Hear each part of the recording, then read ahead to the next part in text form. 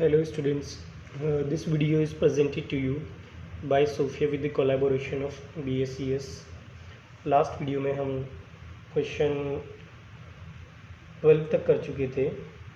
अब हम क्वेश्चन 13 को देखते हैं। क्वेश्चन 13 एग्ज़ाम के पर्सपेक्टिव से काफ़ी इम्पॉर्टेंट होता है, तो इसमें इसको भी आप इजीली कर पाएंगे।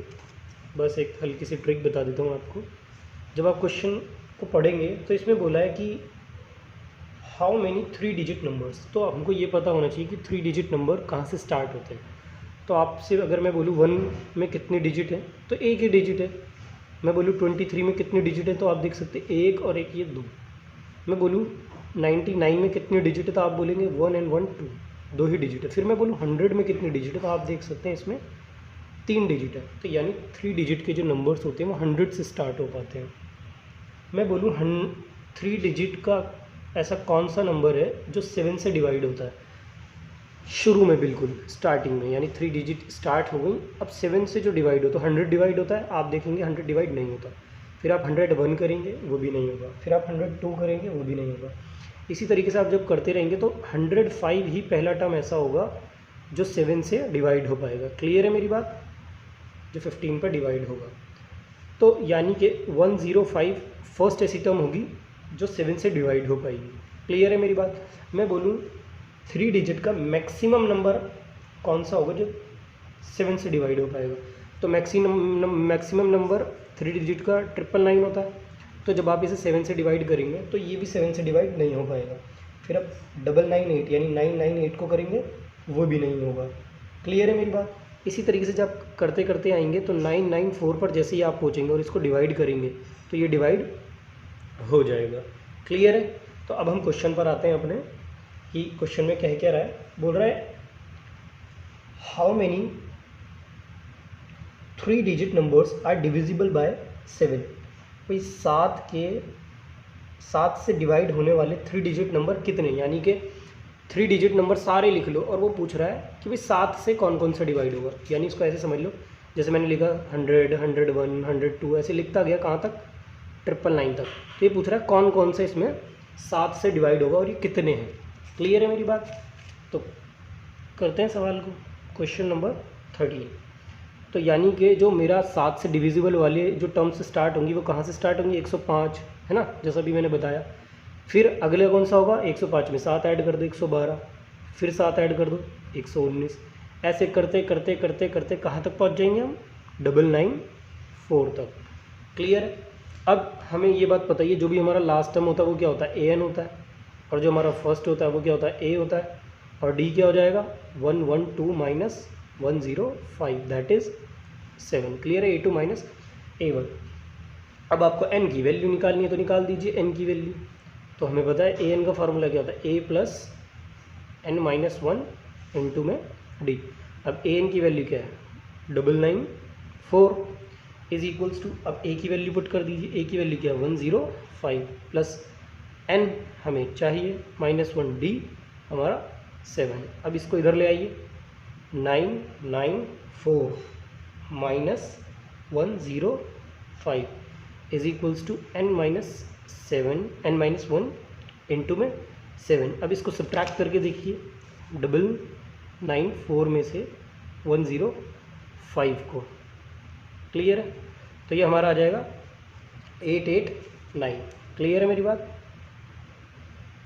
889 n माइनस 1 इंटू में 7। अब इस 7 को क्रॉस मल्टीप्लाई कीजिए और इस 889 के नीचे ले आइए, n माइनस 1। अब इसको डिवाइड कीजिए आप, 7 1 7, 7 2 एंड 7 7 पर ये चला गया n माइनस 1। अब इस माइनस 1 को इधर ले आइए तो ये प्लस हो जाएगा और n की वैल्यू 128 आ गई।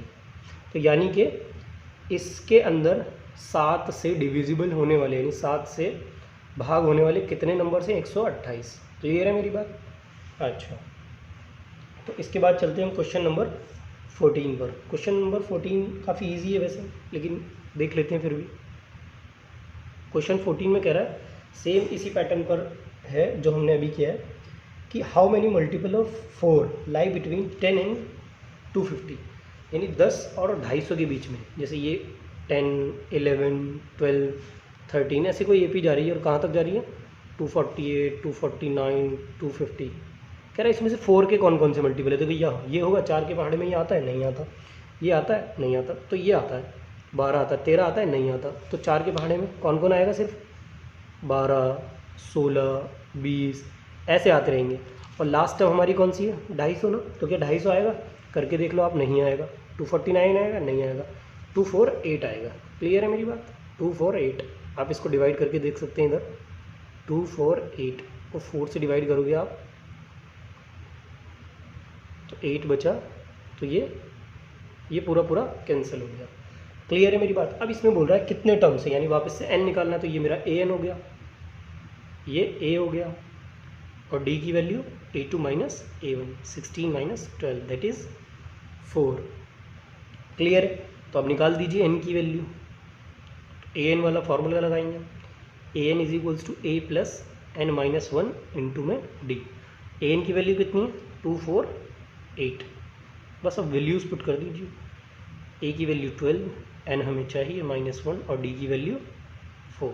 अब इसे इधर ले आइए, 248 minus 12 is equals to n minus 1 into में 4। जब आप इसको माइनस करेंगे तो कितना आ जाएगा 236 is equals to n minus 1 into में 4। अब ये 4 नीचे ले आएंगे हम, डिवाइड कर देंगे इसको, क्रॉस मल्टीप्लाई, n माइनस 1 बच गया। अब इसको डिवाइड करेंगे हम, तो 4 पंजे 20, 4 9 36, n माइनस 1। अब n की वैल्यू ये 1 इधर ले जाओ, तो n is equals to 59 plus 1, तो n की वैल्यू कितनी आ गई 60 आ गई हमारी। यानी इसमें 60 मल्टीपल होंगे 4 के, ठीक है ना। यानी ऐसे जब हम गिनते जाएंगे ये कितने पद हैं, कितने टर्म्स हैं, तो हमें पता चलेगा कि ये 60 टर्म्स हैं। तो अब हम चलते हैं क्वेश्चन नंबर 15 पर। क्वेश्चन नंबर 15 एक बार पढ़ लीजिए आप। आपको 2 AP दी, उन दोनों AP में बोला है कि इनके an टर्म निकालिए और दोनों को इक्वल पुट कर दीजिए। ज़रा समझना इस क्वेश्चन को, थोड़ा सा टिपिकल क्वेश्चन है। आपको 2 AP दे दी, क्वेश्चन 15 के अंदर आपको एक AP दी है 63, 65 एंड 67, इस तरीके से कोई AP जा रही है। बोल रहा है इसका an टर्म निकालिए, इसका an टर्म निकालिए। ऐसी एक और AP दी है, बोल रहा उसका भी an टर्म निकालिए और दोनों को इक्वल रख दीजिए, ठीक है, और n की वैल्यू निकालिए उनको। तो जब ये वाली AP हमें दी है, इसको थोड़ा सा रफली समझ लेते हैं। जैसे ये 63, 65 और 67 ऐसे कोई AP दी है, तो आपको इसका an निकालना है। क्लियर है। ऐसी एक और AP दी है आपको 3, 10, 17 ऐसे, कह रहे इसका भी an निकालिए, ठीक है, और बोलता है इन दोनों को इक्वल पुट कर दो, यानी ये वाला an इस an के इक्वल रखना है हमें। तो जाहिर सी बात है इसका an अलग आएगा और इसका an अलग आएगा, क्योंकि दोनों APs अलग है, ठीक है। इन दोनों को इक्वल पुट करना है, बस इतना काम करना है। तो इसमें an निकाल लेते हैं, an is equals to a plus n minus 1 into में d होता है, ठीक है। तो इसमें a है हमारा 63 और d है हमारा 63 माइनस वो 65 माइनस 63, तो d की वैल्यू कितनी आ जाएगी 2 आ जाएगी। क्लियर है, बस इसमें पुट कर दो। तो an इज इक्वल्स टू, देखो an तो इसका है नहीं क्योंकि लास्ट टाइम कोई दे नहीं रखी, an is equals to a हमारा 63 प्लस n हमें पता नहीं -1 इंटू में d, और d कितना है हमारा 2। क्लियर है। अब इसको सॉल्व कर लेते हैं। 63 प्लस, अब आपको पता होगा कि n माइनस 1 और यहाँ पर 2 लगाओ तो ये इससे भी मल्टीप्लाई होता है और ये इससे भी मल्टीप्लाई होता है, यानी 2n माइनस, फिर 2 को 1 से करेंगे तो -2। क्लियर है। तो कर लेते मल्टीप्लाई, 2 को n से करेंगे तो 2n आएगा, फिर 2 को -1 से करेंगे तो -2 आएगा। अब आप देख रहे होंगे कि ये 63 प्लस का है और ये -2, तो इन दोनों को आपस में सब्ट्रैक्ट करेंगे। 63 में से 2 गया, 61 बचा, प्लस का 2n बचा, ये आ गई हमारी an की वैल्यू। इसको हमने इक्वेशन 1 मान लिया। उसके बाद इसने आपको दूसरी AP दी थी एक, दूसरी AP क्या है 3, 10, 17 ऐसे कोई AP जा रही है। बोलता है इसका an निकालिए, तो इसका भी an कैसे निकलेगा a plus n minus 1 into में d। वापस से इसका a कितना होगा 3 होगा, इसका d कितना होगा A2 माइनस A1 यानी 10 माइनस 3 यानी 7। इसकी डी की वैल्यू कितनी आ गई? 7 आ गई। अब आपको क्या करना है, AN में इसकी वैल्यूज़ को पुट कर देना। तो AN की जगह तो AN रहेगा, A की जगह 3 प्लस N की वैल्यू है नहीं और D की जगह 7। वापस से इसको मल्टीप्लाई करेंगे 7 को N से और 7 को -1 से। तो 3 प्लस 7 को N से करोगे तो 7 -1 से करोगे तो -7। अब आप देख सकते हैं ये तो 7N ही रहेगा, लेकिन ये 3 और ये माइनस का 7, इसमें काफ़ी बच्चे कंफ्यूज होते हैं, जैसे कि 3 और ये -7। तो देखो ये प्लस और ये माइनस, प्लस माइनस माइनस होता है। तो 7 में से 3 गया, 4 बचा और निशान बड़े के साथ वाला। क्लियर है मेरी बात? तो ये क्या आ जाएगा? -4 आ जाएगा। इसको हमने इक्वेशन सेकंड मान लिया। अब उसने बोला है कि AN और ये वाला AN दोनों बराबर हैं, N की वैल्यूज़ बराबर रखनी है। तो इक्वेट कर देंगे हम, इक्वेटिंग यानी दोनों इक्वेशनों को बराबर रखेंगे।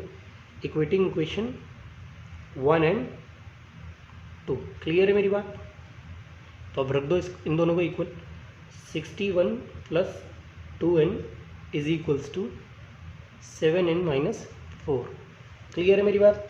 अब देखो ये वाला -4 इधर ले आइए, तो 61 प्लस 4 और ये N वाले उधर ले जाओ, यानी N वाले एक तरफ और बिना N वाले एक तरफ। 7N और ये 2N इधर आकर के माइनस का 2N हो जाएगा। अब आप देख सकते हैं ये 7N और ये 2N, 7N में से 2N गए 5N और इन दोनों को प्लस किया तो ये 65 आ गया। अब इसको क्रॉस मल्टीप्लाई कर दो, 65/5 दैट इज़ N। तो N अब इसको डिवाइड कर दो तो हमारा 13 आ गया। 5 1 5, 5 3 15। तो यानी कि इन दोनों APs को जब हमने इक्वेट करा तो N की वैल्यू कितनी आ गई हमारे पास? 13 आ गई और हमें यही इसके अंदर फाइंड आउट करना था।